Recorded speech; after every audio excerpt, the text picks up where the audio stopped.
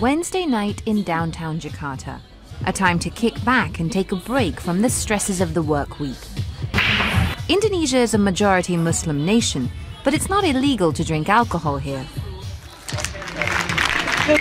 Mohammed Farudin has been a bartender here for 2 years. He's a Muslim, but he doesn't see a contradiction between his faith and his job. I don't see any problems about being a bartender because this is how I support my family. I still pray even though I don't do it that often. Whether my prayers are accepted is up to God. The way Islam is practiced in Indonesia is quite different from other Muslim countries. It has a distinct Indonesian feel to it, and it's been assimilated into the culture and traditions here. But in recent years, there's been a noticeable trend towards outward displays of Islamic identity. At a trendy restaurant in Jakarta, Brian Arfi sits down for lunch with his family. Their way of life is an exception here. Most Indonesian Muslims aren't so strict. Brian runs a successful technology firm with his wife, and his family has benefited from the boom in Indonesia's modern economy. But he thinks this country would be a better place if the government implemented Islamic law.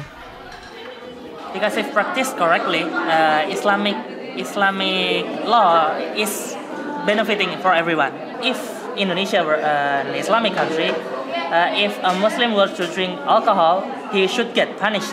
So if you want to practice Islam, you should practice it the correct way in Islamic country. But we live in Indonesia, which is not an Islamic country, so it's free for people to practice what they want. Islamic law is already in place in one part of Indonesia, the province of Aceh, in West Sumatra. This video shows the punishment one woman received for allegedly committing adultery. She was publicly caned. Bonar Nasution monitors cases of religious intolerance in Indonesia.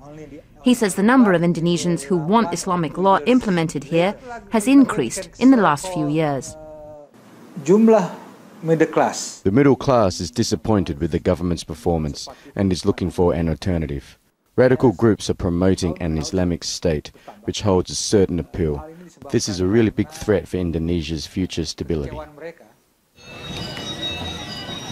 Indonesia is often held up by the West as an example of what a modern Muslim democracy can and should be.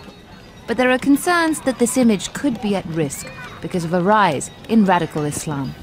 How Indonesia manages this challenge could determine its place in the world. Karishma Vaswani, BBC News, Jakarta.